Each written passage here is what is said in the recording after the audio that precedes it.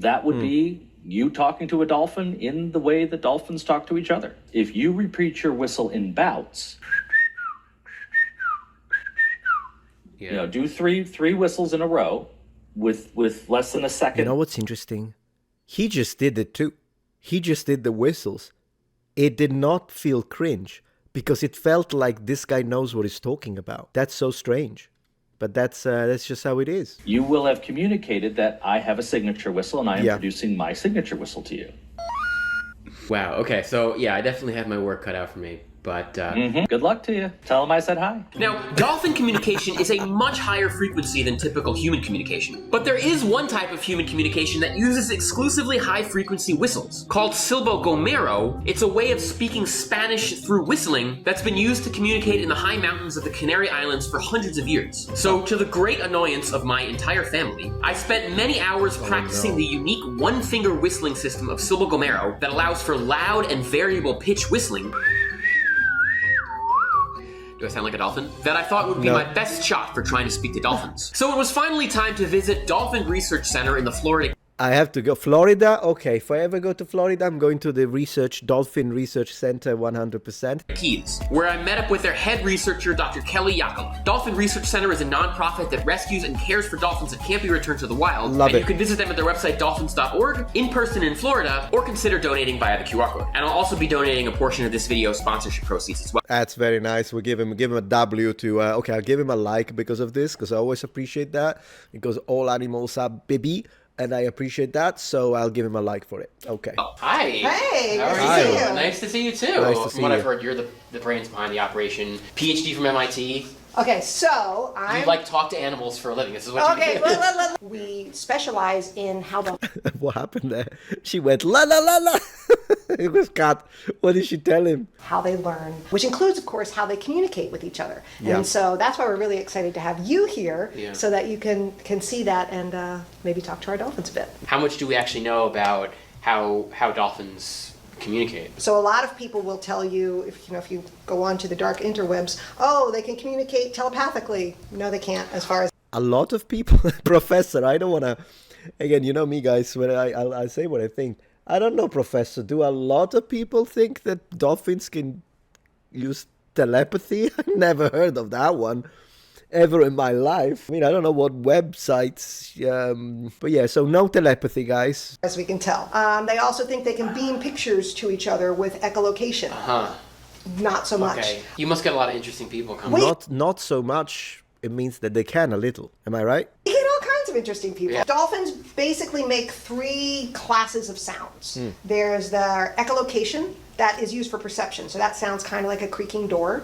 Then kind of more like kind of. And they can... Yeah, hers sounded more like it, I have to say.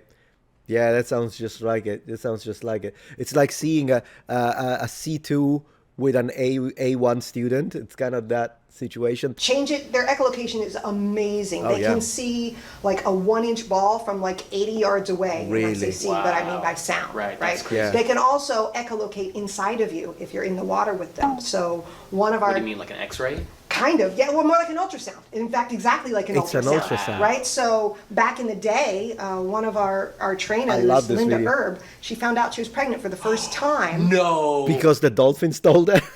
by being in the water. She got in the water with Teresa, and Teresa was crazy interested in her belly and was like scanning her. She's like, way. what's going on? The next week she went to the doctor.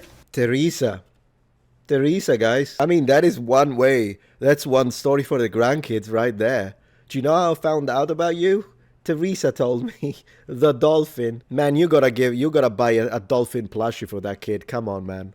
She was pregnant. The second kind is burst pulse sounds. These are the kinds that they use for they're like squeals and blats and growls that seem to carry a lot of emotional information, right?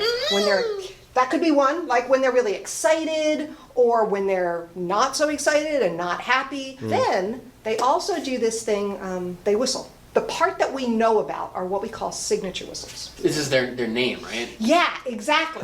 If you put a hydrophone, which is an underwater microphone, if you put that into... A hydrophone, guys, is an underwater microphone. Did you know that?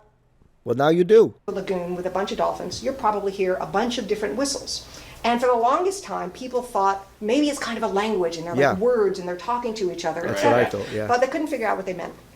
Turns out that the Caldwells, this is the scientists back then, when they took one out for a medical exam, what they heard is that one dolphin would make one whistle over and over and over again. If you took a different dolphin away from their social group, that one would make a different whistle. So it wasn't that these whistles were coding individual objects like chair and Yeah. table, etc., right? Instead, it was coding their individual dolphin. Here's what this one sounds like. Wow.